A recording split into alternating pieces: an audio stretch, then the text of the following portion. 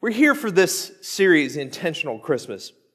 And kind of what we want to do is we don't want this season to be like a lot of Christmases end up being. It's just like rush, and then it's gone. We take a breath. We're like, whew, glad that's over. We don't want Christmas to be like that, right? And that's kind of what it is, right?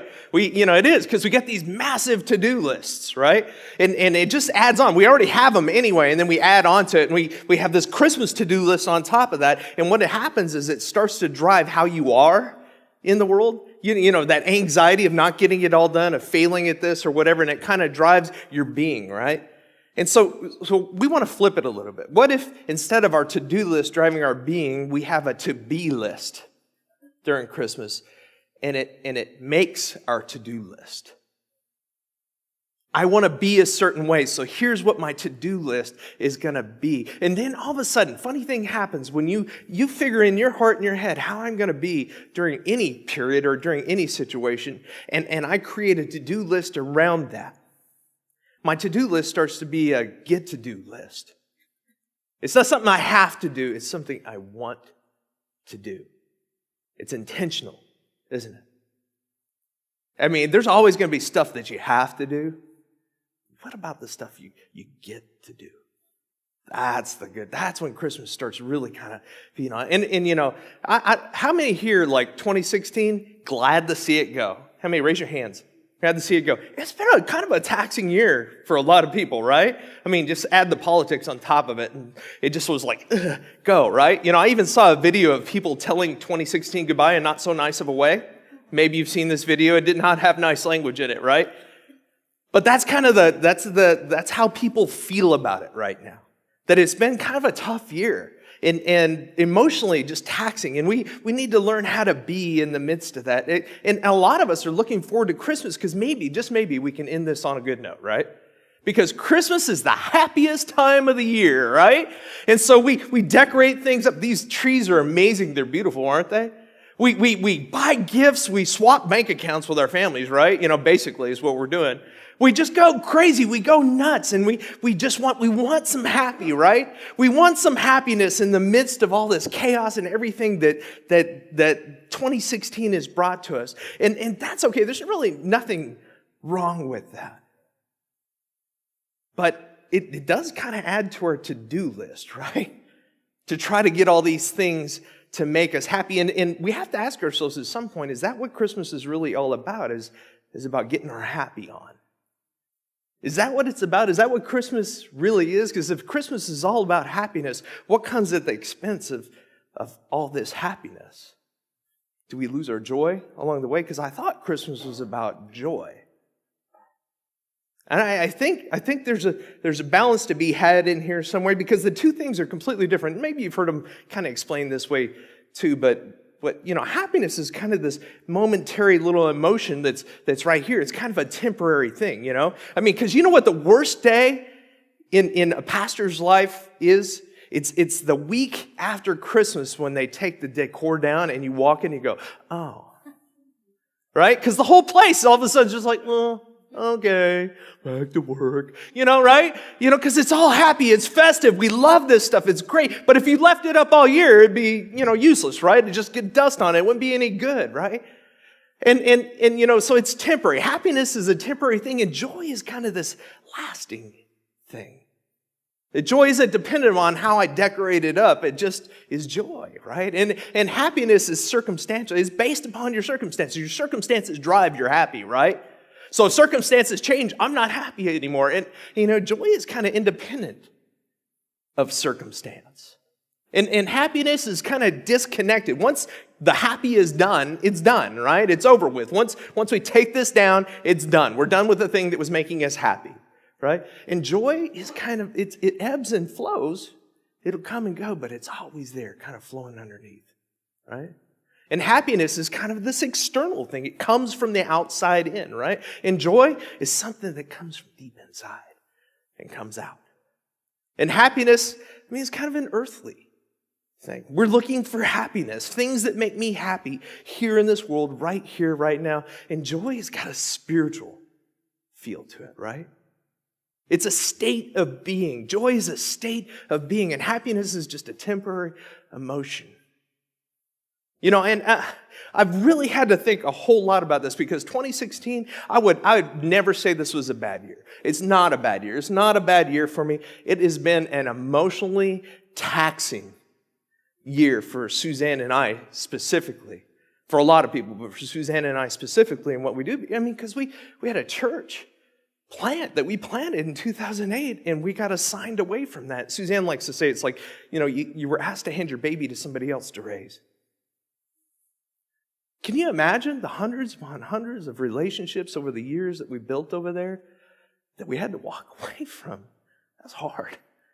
And it was for the good, and that church needed to move on, needed to do its thing, and those people needed to take hold of their faith in their church and own that church, and that's great. And this church needed some attention to grow into what it's supposed to be. And we understood all that, and we trusted our bosses to make that move and do it well. And it's just so much change and loss for us, and pain, and add on top of that, the amazing expectations that all of a sudden are placed on us, because we got to help this place grow to its potential, and we're going to launch a new church, right? And so an emotionally taxing year 2016 was for us. And I don't want you to feel sorry for us. It's stuff you have to deal with, and you go through it. But here's how I deal with hard emotions. I don't like them because they're yucky, right? I'd rather hide from them. I'd rather not talk about them because I might do something like cry or something, right? I might do something not manly, right? Ladies think we guys don't have emotions. You're wrong. We're afraid of them.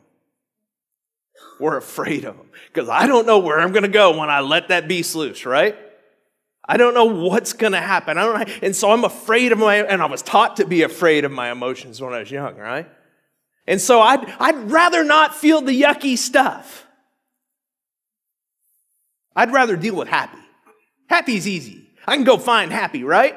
And so that's what you do. J.D. Salinger said this. I forgot this quote was on here. He said, the most singular difference is that happiness is a solid and joy is a liquid. Isn't that great? Happiness is something I can touch. Joy is so mushy and ew. And it's like, how do you get a hold of something like that? And so my thing to deal with hard emotions is simply to find things that make me happy. Like that sandwich I was going to make becomes a feast, right? Those 2 cookies I was going to eat out of the pack becomes a whole row, right? That glass of wine I was going to enjoy becomes 2, maybe 3. Why would I leave a little bit in the bottle? Just finish it off, right? That 1 hour of TV I love to watch that I was going to watch becomes 4 or 5 hours. A TV. Oh, it's hitting home, isn't it? Stepping on toes, right? That video game I loved on my iPhone, I'm obsessed with. I can kill you at Boom Beach. I'm amazing at it, right?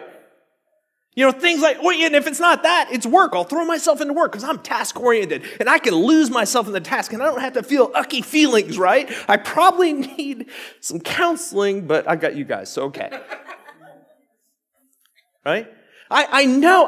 So I and we do this all the time. And the thing is that over time, what happens is you start to get numb to those feelings, right?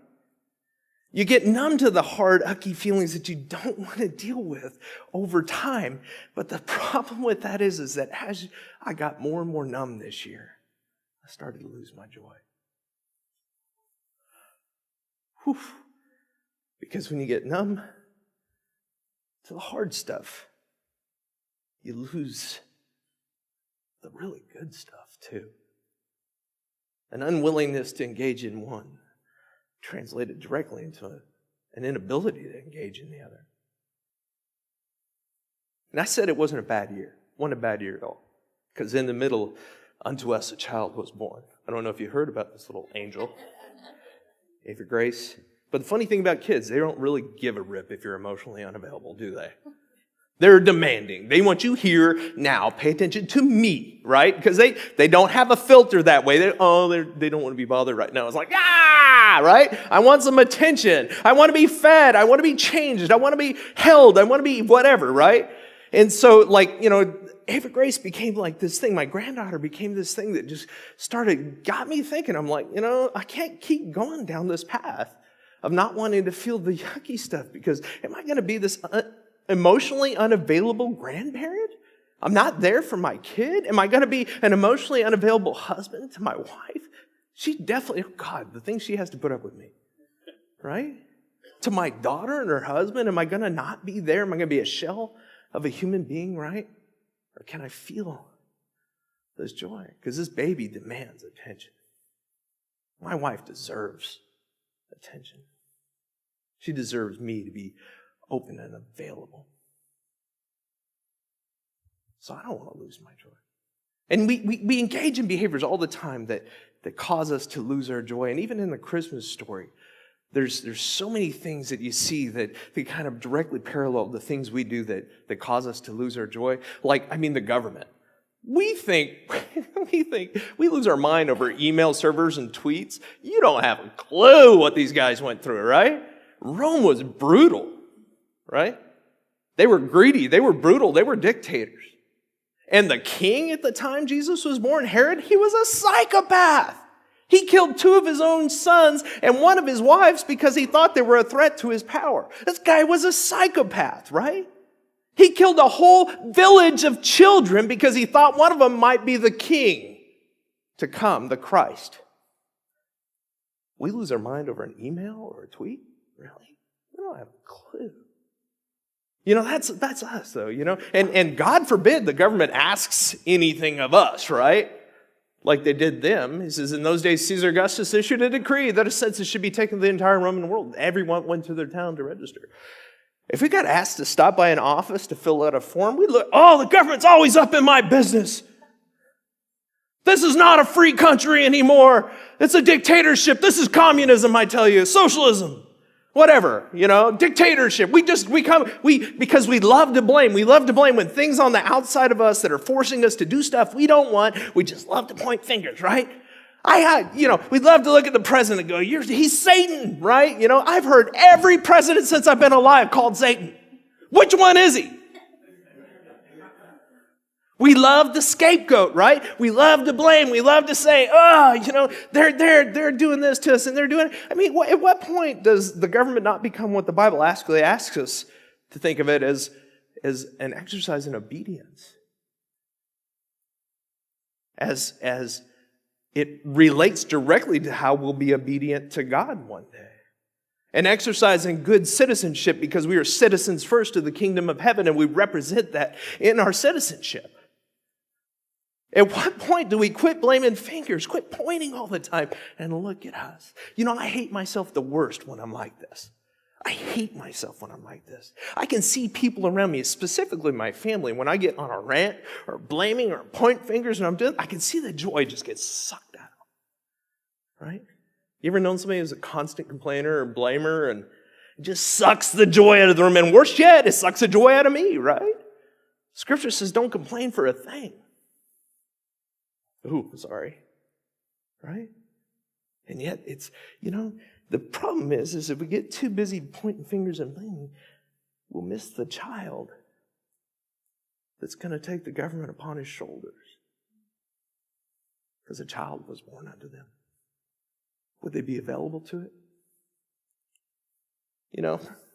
In the middle of this is the story of a young couple in distress.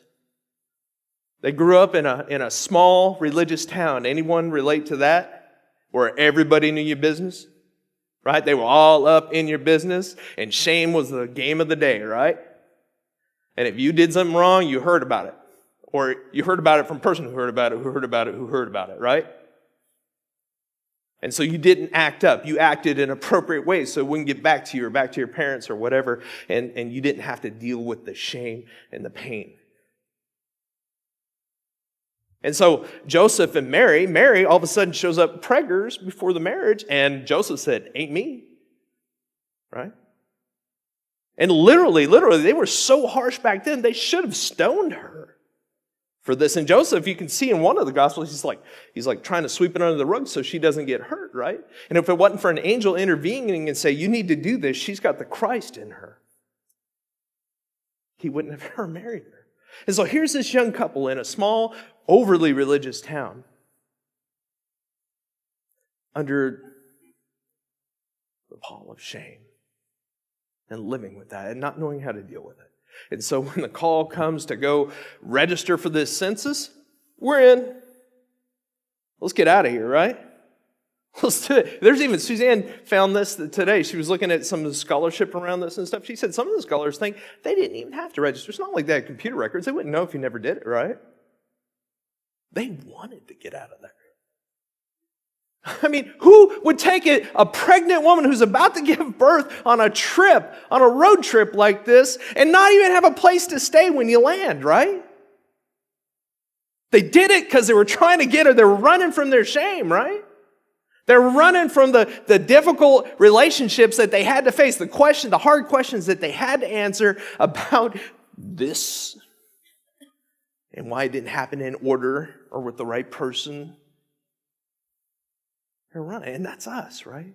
We don't, there's no excuse from running from hard relationships. Because the worst part about it is you take you with you. I know that. I lived 2,000 miles away from my family. It didn't solve my problems. They weren't my problem. That was my problem. Running never does anything. It goes, when you run away from the hard stuff, you run away from the joy you can be having too. There's only one excuse for, two. Somebody's shooting at you, number one. And number two, if you're being abused, you need to put distance between yourself and the problem. But even then, at some point, you have to stop and go, what did I do? What's it about me that invites this in? I need to deal with that. When we run, were they going to run from this Christ, this baby that demanded their attention, that demanded their emotional availability? For unto them a child was born. And that child was Christ. And then it moves on into the shepherds. And these are the people in a profession that nobody trusted, right? This was the migrant worker. This was the job the ex-con got, right? This is the job that a person who had a hard time dealing with other people went and got because you sat out in a field with the sheep and nobody bugged you and you didn't have to try to trust anybody and they wouldn't break your trust along the way because you were just isolated. You were out there in the middle of nowhere, and that's what these shepherds did. They lived out in the fields, keeping watch over their flocks at night. And they were considered ritually unclean in their community because they dealt with dead bodies, they dealt with poo, they dealt with blood, they dealt with all this kind of stuff, right? So they're ritually unclean. So good for us. We don't have to engage in anything. I don't have to talk to you because you don't want to talk to me anyway because I'd make you unclean by talking to me. And so we isolate. Is it at home for anybody? I just isolate because relationships are hard. I can't really trust people. I don't want to engage because they might reject me. That's hard. It's hard forming a relationship. It's hard learning how to trust. It's hard learning how to love and be loved sometimes. But if you don't, man, you'll never be open to that child who wants to love you and be loved, who wants you to trust him, who wants to bring joy into your life. I mean, these shepherds, that got some news that night. An angel of the Lord said to them, don't be afraid. We're afraid because nobody comes out and visits us at night, right? Okay, so this is freaking us out a little bit. I bring you good news that will cause great joy for all the people. Good news that causes great joy. I'm bringing joy into your life. This child demands availability, demands attention, because this child is going to bring joy back into our lives, the people that had cut off from it so many times. And it worked. And listen to what the shepherds did. They went down to go see this baby this angel had announced. And when they had seen him, they spread the word concerning about what had been told them about this child. All those who heard it were amazed at what the shepherds said to them. And Mary, this one who's running away from everything, starts treasuring these things up in her heart and pondering them in her heart. And the shepherds return glorifying and praising God. These are guys that are complete outsiders. And all of a sudden they're praising the Lord for all the things they've heard and seen, which were just as they had been told. They were reopened to joy because of this child.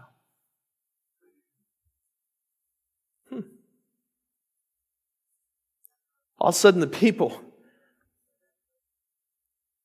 who lived under this oppressive government were amazed.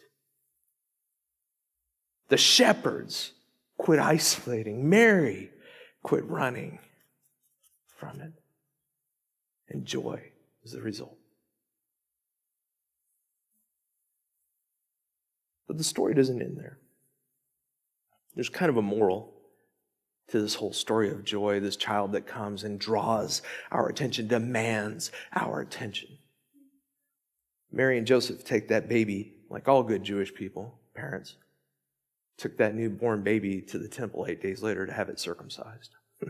And a man was waiting there for him. That man had been waiting an amazingly long time. His whole life, his name was Simeon. He was a prophet. And Simeon had been told at some point in a vision over and over again, you will see the Christ before you die. That country had been waiting centuries for this. And Simeon had that vision, so he hung out at the temple all the time. And when Mary and Joseph bring this little baby in and be circumcised, this crazy old prophet runs over and grabs this baby and starts blessing this baby, because finally the thing he had waited for his entire life had shown up. He was open his entire life to what God would bring. And the joy in him is just, when you hear what he says, and he starts prophesying, and he says this, he says, my eyes have seen, he's holding the baby, my eyes have seen your salvation, which you have prepared in the sight of all nations, a light for revelation to the Gentiles, and the glory of your people Israel. And the child's parents, Mary and Joseph, are standing there, and they marveled at what was being said about their child. It's funny what happens when you open yourself to that child. What really begins to happen in your heart, in your soul. And then Simeon, I think, sees the parents for the first time. And he knows a little bit more than he's letting on. Because he looks at him and he says, listen, I'm glad you're open to this. It's amazing. It's so beautiful. I've waited my entire life for this. So I want you to know something, though. I'm blessing you, but this child is destined to cause the falling and rising of many in Israel, and to be a sign that will be spoken against, so that the thoughts of many hearts will be revealed. It will open a lot, and a sword will pierce your own soul also. I'm glad you're open, Mary. You need to be open for this child. You need to be available for this child. He'll bring you great joy. But when you open to that joy, you open to that heartbreak too. Part of the price for the joy we can feel in this world is also an openness to pain and heartache and heartbreak. It's the price we pay for this amazing joy. We can numb, we can run, we can blame, but you'll never feel joy that way.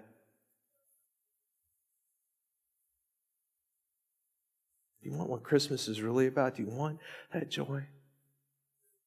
Then you have to open yourself to every emotion, even the yucky ones.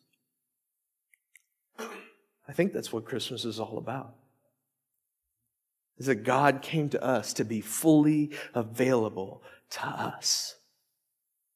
He came to show us how to do this life. He came to prove that He was a fully available God, that He would endure the shame, that He would endure the pain, that He would endure the rejection of people, but He did it for a reason. In Hebrews it says, fix your eyes on Jesus, the pioneer and perfecter of our faith, for the joy set before Him. He endured the cross, scorning its shame, and sat down at the right hand of the throne of God. For the joy He endured, the joy is worth it. He's shown us that. Why would He do that? I think simply just because He wants to create fully available followers. He's a fully available God, and He demands that we be fully available followers. Because if we're not, we can never do the prime command to love one another as I have loved you. How can you do that if you can't even feel joy?